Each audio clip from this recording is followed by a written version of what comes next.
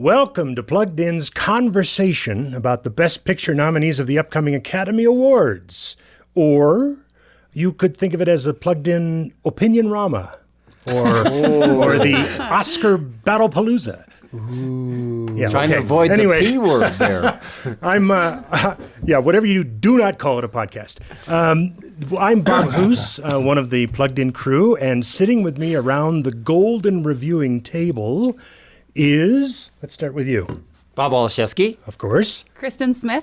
Paul Acey. And Adam Holtz. I just wanted you to hear their voices when they said their names so that you could connect the dulcet tones with the right name. Okay. And so this year's celebration, of course, guys, is the 90th time.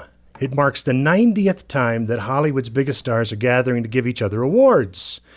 And we, of course, are very excited about it because we hate movies. No, we love Everybody movies. knows that. We're eager to see which one of the nominees will join past winners like, Gone with the Wind, Casablanca. So when you were young. That's right. When I was a kid.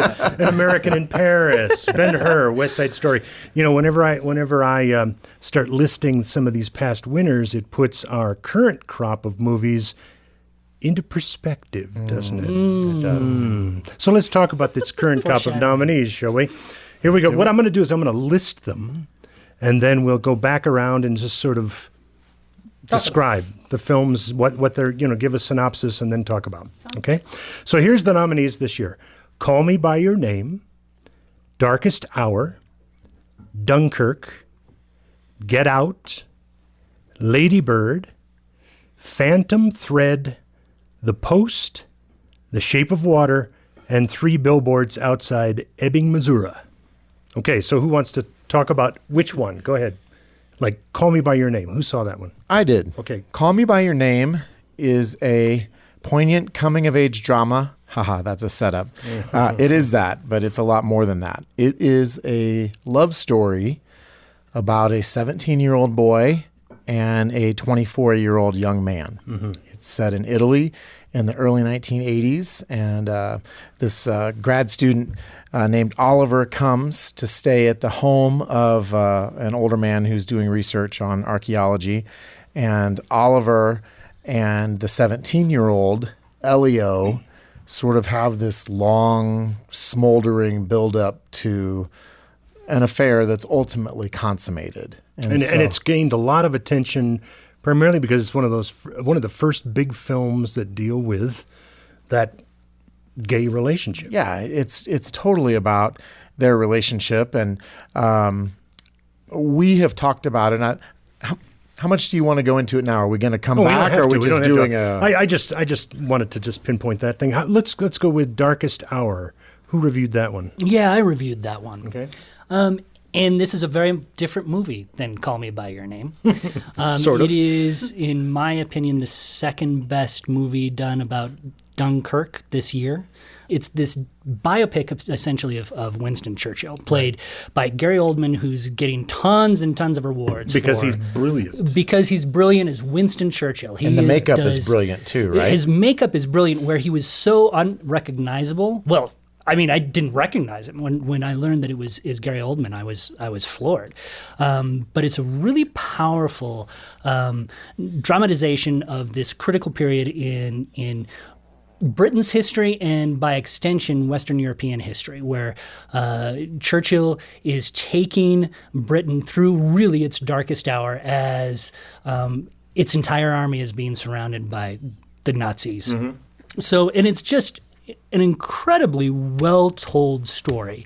It obviously has its problems, as all movies do, but in terms of the list of movies this year, it is one of the least problematic movies that we have. We gave it a 4, I think, out of 5 for family friendliness. It has a little bit of language. It has a few little raw asides. Mm-hmm. But besides that, it really was a very encouraging, very informative look, I think, at history. Well, let's talk about the same story, only from a different perspective. Dunkirk. Now, BW, you saw that, right? I did see that. Why don't you tell us what's the difference between Darkest Hour in Dunkirk? Well, Darkest Hour, I would say, is really about Winston Churchill in the time of Dunkirk, where Dunkirk really is about the rescue of 300,000 people off the beach when it looked like they were going to be annihilated.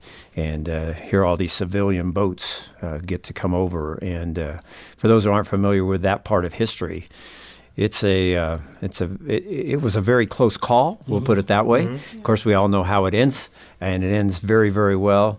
But what an interesting, powerful part of World War II, before we got in the war, actually, before America joined. From a content perspective, though, this story of Dunkirk is a little bit more violent, because there's not much violence in Darkest Hour, but there's quite a bit in Dunkirk, right? Yeah, we still gave it a 3, as I recall. For something like that. Yeah, and the thing that impressed me about Dunkirk was it's done by Christopher Nolan. Christopher Nolan was the director, and he had done all the Batman movies. He's done quite a few interesting sci-fi type of movies. This one he's actually said was one of his most creative and most challenging, because it deals with a lot of time shifting. Yeah, well, and it's very stylized. I mean, and that's part of the great appeal of it, is the way it's structured, and it keeps coming back and flashing around to different time periods that and you can't help but be paying very close attention and stick with it. Yeah. And not very much verbiage. No. Some people have even described it as almost a silent movie, which is interesting. The real Except for those drums. Yeah, well, and see, I was just about to get to that. The real star of this movie is Hans Zimmer's score. Right. Which just drives and pounds and really makes you feel, it puts you on the edge of your seat. It was one of the most gripping war dramas that I've seen, and surprisingly toned back. I mean, it was pulled back from what it could have been. It got a PG-13 rating. It wasn't nearly as bloody as some more movies that you've seen. Yeah, no kidding. Okay, let's talk about the next one, Get Out. How about Kristen? Why don't you tell us about it? Yeah, so the premise of the film, it's this guy and this girl are dating, and he is black, she is white, and he's a little scared to go back home to meet her family. And so when they do go back home, he realizes that something's a little off. Every black person that he meets there just seems a little different. They're not entirely themselves. And the more... Or what he would think they should be. Sure, yeah, exactly. A little zombie-esque. Yeah, I mean, they're definitely standoffish. They're always extremely polite. They're always very happy to be doing what they're doing. Very formal. And so by the time he gets to really understand what's going on, he finds himself being hypnotized, and he himself has sort of been taken over by and ultimately then it becomes something of a almost a horror thriller definitely of sorts as the film unfolds from there. Yeah, it's definitely a horror thriller. When it started, I mean, I don't really like scary movies at all. I jump I jump at scary commercials, so no worries. And those Tide commercials, they're terrible. I know. They're just the worst. Eating Tide Pods. But watching it, I really was drawn in, because I definitely do think it was more of a thriller. You know, it didn't have that Insidious feel or, you know, one of those straight up horror movies. But you are drawn into what's going on, and I do think it's well done. There were a few scenes that were definitely horror-esque, but for the most part... What about content? Is it a heavy content film? Yeah, I mean, there's a lot of language. You know, we hear like a lot of F words. There's not a ton of sexual content, but it's there. Okay. There's definitely violence, especially toward the end. Is probably the biggest problem. Okay, next one on the list is Lady Bird. I'll do that one. And it's about this outspoken teen girl who essentially has to live her, go through the trials and errors of her senior year at high school before going off to college, and the struggles of different relationships, and especially with this turbulent relationship with her mom. Her mom loves her, but her mom also is difficult to get along with, let's say, at times, and it's this poignant school year, and the whole thing unfolds, and a lot of elements that people can identify very closely with. Even if you aren't from that area, there's so much that you can identify with this film. Now, content-wise, this one's got a lot in there. There are a lot of positives, you know, in the sense of some spiritual elements that are very positive, even some redemption moments between she and her family by the time you get to the end. But language, sexuality, it's it's pretty rough in a lot of areas. Drug use, yes. Well, and it's one of these, this movie particularly, I think, is one that if we had the time and the space, we could talk about just that movie, Yeah. all of us, because I think that we see a lot of content in it, and it really is a harsh movie, and yet there were so many messages of redemption and family and even faith and all that kind of stuff that really resonated, I think, with all of us to a certain level. It was a movie that I know that we've spent a lot of time with in the office talking about on occasion, because it's such a frustrating movie for us to sort of grapple with, because you have that really harsh content on one hand, but you have these really redemptive messages on the other. Yeah. Right. Okay, Phantom Thread. Who wants to talk about that? That's a Star Wars movie, isn't it? Oh, don't I wish. Oh, no. The Phantom It's Thread. a quilting bee film. Almost. Yeah. I will talk about Phantom Thread.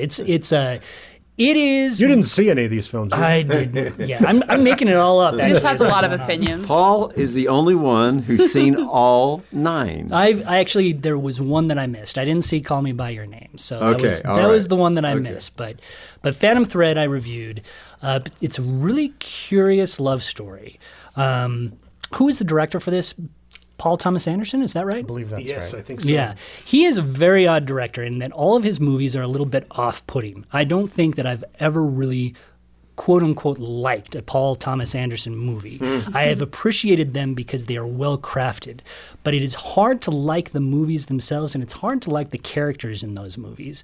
And this is Interestingly one enough, of those. though, Daniel Day-Lewis chose this one as what, Paul? As his very last film. Very last film. And he's good, but you can't root for him. That's the I think what you're getting to, Paul, is that you've got characters in it that by the time you're just not like, I don't want to be like that one. I don't want anyone I know to be like that person, that person, that person, that person. You know? Yeah, no, it's really true.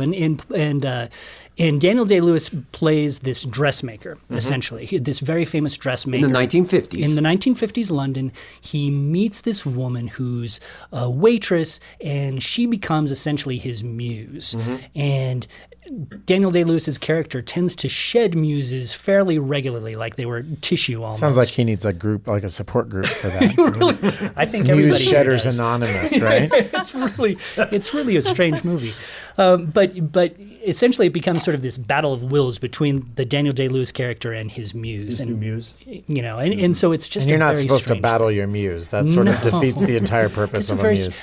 an interesting little point. I have Yeah. actually heard, speaking of this being his last film, he was so inspired by his role in this that I think Daniel Day-Lewis, he is going to try to become a dressmaker in his. And I'm not kidding. Only I'm Daniel totally Day-Lewis not could do it. He It's wants like to his be a last dressmaker. homage to method acting. That's He's right. just going to keep doing Just his last stick with character it. forever. Exactly. Okay, The Post is next. And this is one I did not see. So who wants to talk about The Post? Paul? Oh, okay. Sorry about that.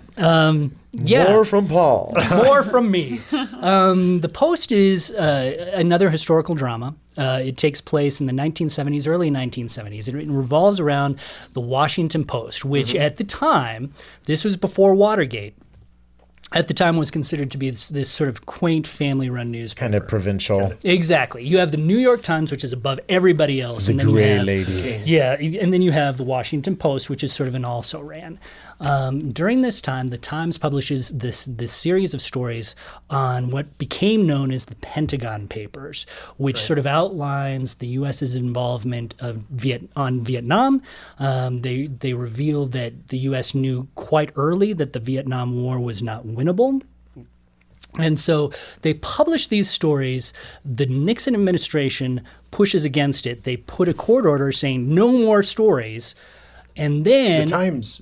Times published these stories. And then once that court order goes through, all of a sudden the Washington Post has the opportunity to publish them as well. And so it becomes sort of this battle deciding whether to publish these stories in the public interest or whether to agree with the Nixon administration and sort of ease And it's back. one of those stories where we know the end. We know how it turns out. Exactly. No spoilers here. We just have to figure out, just have to watch and see if we enjoy it. Yeah. What about content in this one? Content is you have some language. having worked at a newspaper, the language is not always the best there, and this sort of fits And so the you bill. believe it to be accurate? I believe it to be accurate. All right. You do have you have some very brief war scenes that you see on occasion, but it's nothing too rough. The big thing that you have to be aware of is really the language here, and the language can be quite difficult.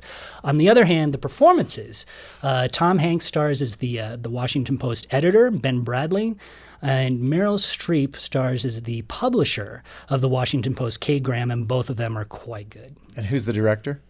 The director is none other than Steven Spielberg, so it's the first time that all three of them have worked together. It's like Yes, the it is. trifecta right there. Yeah, right? no That's doubt. right. Royalty. Okay, Shape of Water. The Shape of Water. Adam, tell us about that. Shape of Water is a poignant. No. It is poignant, but in a totally Coming of age different drama. way. Shape of Water is about a woman named Eliza, and Eliza works the graveyard shift as a janitor at a top secret military facility somewhere outside of Baltimore, I think. And Eliza is mute, and she has a good friend who does sign language with her and kind of functions as an interpreter of sorts for her.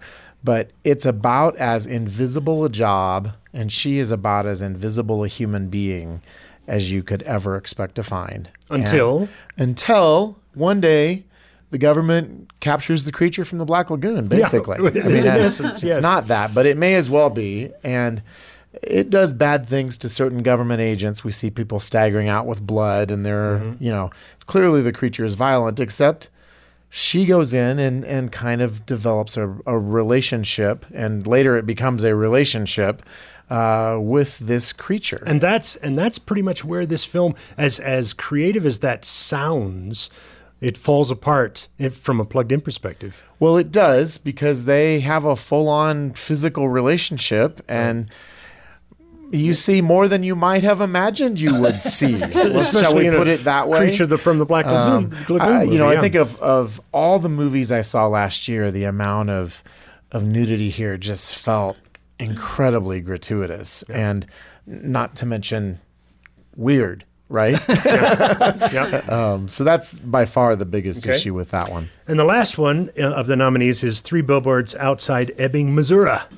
And I reviewed this one too, so I'll talk about it real briefly. It's essentially about this woman who is really upset with the local police because her daughter was raped and murdered, and they've come up with nothing. It's been months. They've come up with nothing.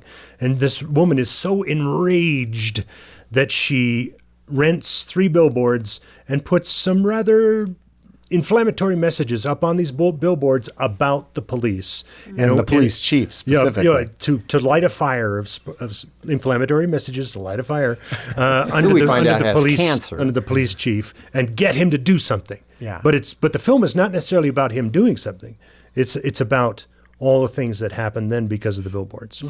And again, this is another one of those films that has gotten a lot of attention, and to be honest, I don't know why.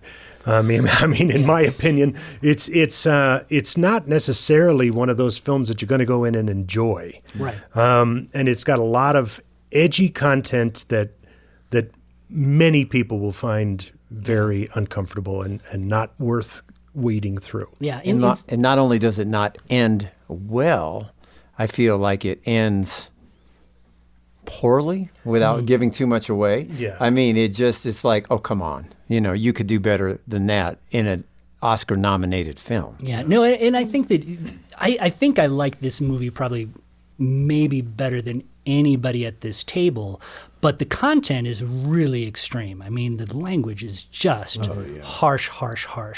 I in some ways, I thought that the ending worked for me a little bit better because it felt like a cautionary tale. This story is really about rage, about anger, and misplaced rage, in a grief. sense. And grief. And the inability to grieve. And guilt. Yeah. The guilt that you feel as a mom, because the mom feels a certain responsibility for what happened as well, and so she lashes out, and so you see. But it really doesn't sum any of those things up.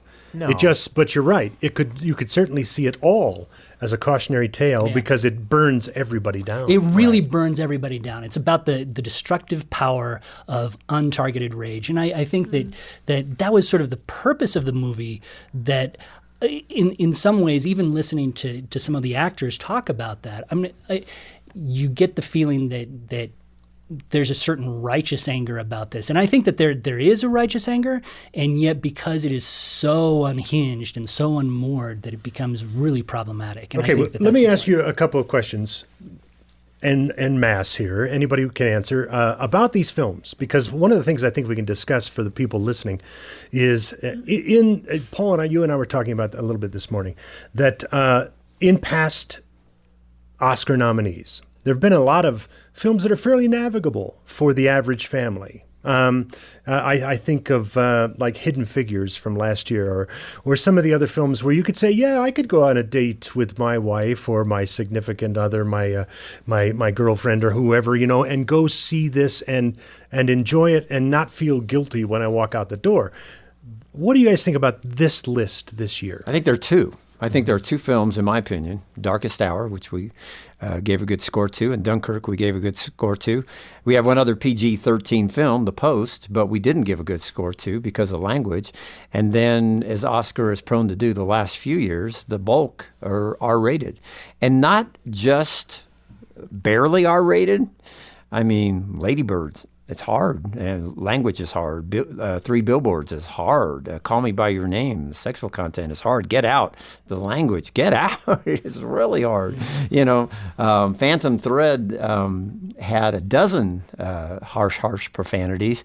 If they took out those harsh ones, it could have been a PG-13 rated film, but they chose to keep them in. At the beginning here, I listed some of the past Oscar winners, like, as I said, Sound of Music, West Side Story, those types of things. When you think of those movies, you think, boy, I could play that at home on the DVD player. No worries. Why is there such a trend in modern filmmaking to go darker and darker and nastier and nastier? Well, you know what? Actually, I don't know if it's so much a trend. We definitely see it this year. And I do think that when you look at the broad scope across the decades, I think you're absolutely right. But I was just looking at last year's batch of nominees. Every year we do something called the Plugged In Movie Awards. Mm-hmm. And this is a plug for the Plugged In Movie Awards. That is correct. A plug for the Plugged In Movie Awards. On last year's list for the best pictures for adults, all 5 of our nominees were Best Picture nominees as well. All 5 of them. And Bob, I think that you're absolutely right. That you just don't see that this year. I think for me, it seems to sort of go in a cyclical pattern. It's kind of a pendulum swinging back and forth, it seems like. And it's not as bad as it has been some years, but it certainly is not as good as it was last year. Correct. And I wonder whether it's just because we are really sort of in this polarized, very angry time in our history where those movies really resonate with Oscar voters more than they do. Well, and I wonder if there's just a sense of that these movies are competing with all of these really edgy, difficult dramas on TV, on premium, channels like HBO. So they've got to kick it up a notch? So they've got to kick it up a notch. And it's almost like, I wonder if culturally we're just kind of so desensitized that the only thing that gets anybody's attention is stuff that is really extreme. Now, that's a hypothesis, but man. Well, I think we see that with the Golden Globe. It's bellwether sometimes of what's going to be Oscar nominated. And when I saw that The Greatest Showman was a Golden Globe nominated best film, I thought, good, because I felt it was deserving. It's a feel-good film. So many powerful and positive messages. Not only a great story, but fabulous music. Yeah. But of course, we've just given 9 and it's not on the list. But I was saying in jest to you guys around the team and now to those listening in that had P.T. Barnum, who is the star of the show, ended up doing something like committing adultery and running off with another woman, and maybe then tragically taking his own life in the final scene with a pistol, I bet it would have been nominated for Best Picture, because they would have said, now that is earth-shaking, that's different, that's edgy enough. Oscar voters, this year at least, didn't seem to want to have the feel-good films. Now, I know you got some of you would disagree with Lady Bird and say, but yeah, something like that, but that did have a feel-good. But even that one, you don't really know where she's heading.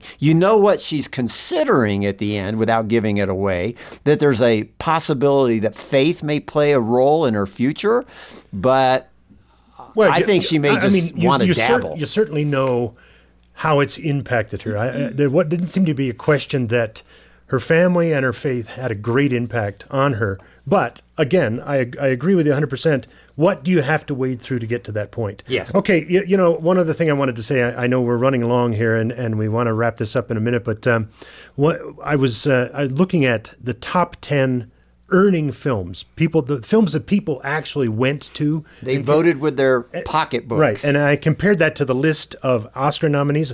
None of the films on the Oscar nominee list are there. The top 10 were Star Wars: The Last Jedi. Beauty and the Beast was number 2. I was actually surprised by that. The Fate of the Furious was 3. Despicable Me 3 was 4. I thought that should have been an Oscar contender for sure. Yeah, and Jumanji: Welcome to the Jungle was number 5 for the year. That's fascinating. Yeah, and then Spider-Man: Homecoming was 6. Wolf Warrior 2, which we never saw, it was a Chinese film. That was number 7. Guardians of the Galaxy Volume 2 was number 8. Thor Ragnarok was 9, and Wonder Woman hit 10. And of those, Wonder Woman's the one that could have been and it should have nominated. been on the list, in my opinion. It was great. Okay, any other things on this favorites that we want to make mention of for those who are looking at this list and saying, you know what, I don't really want to see any of those? Well, let me ask you. Actually, I just want to ask this question. What movie do you think should have been on the list? If you could vote, if you were an Oscar Academy Award voter, what movie would you want to see? Well, I heard mine already. Greatest I Showman. would have loved to see Wonder Woman on there, and Greatest Showman was an excellent film. It wasn't just a good, entertaining movie. It also had some really wonderful moments in it from all the characters, and it had some powerful messages too. Yeah, I would actually say Greatest Showman as well. We've seen it multiple times, and the fact that it's still in theaters 10 weeks after being released, and still in the top 10, and still in the top 10, shows that actually when they create these movies, they can have enormous success. Now, not every time. Somebody once said if they knew how to make hit movies, they would make them every time. So even Hollywood doesn't quite know, but my family really loved it. What about you, Paul? You know, my favorite, I would have to say Wonder Woman. I haven't seen Greatest Showman, so I can't speak to that. But Wonder Woman would be right up there. And actually, and this is going to make Adam choke a little bit, The Last Jedi I thought was a really good movie. I'm over it. I saw it again. There's no way you're over it. Kristen, is there anything you want to throw on that list? Yeah, I think actually I'd agree with The Greatest Showman and Wonder Woman. Greatest Showman, I thought was incredible. I mean, my husband and I went to see it together, and I cry all the time, but I felt so... I've noticed that in the cubicle, you're always weeping. Just sobbing. Always weeping. I'll try not to edit you so harshly next time. No, it was just a feel-good movie. Like, you left feeling good about yourself, positive about life. You know, you wanted to be like P.T. Barnum. There were things you wanted to conquer. It was a great movie. And cool. Wonder Woman, I mean, who doesn't... I mean, it's a woman. She's the superhero. Good for her. That's right. You go, girl. I know, right? You go, girl. Okay, well, we'll sort of wrap it up here, guys. And then we'll all have to wait for the March 4th event to happen. And I know all of you at home... Is that the Super Bowl? Yeah, that's right. Oh, wait. No, that happened all already. Of you Super at Bowl home films. will be watching the Oscars because, as Billy Crystal once said, nothing can take the sting out of the world's problems like watching millionaires present each other with golden statues. So thanks for joining us, and we'll see you later.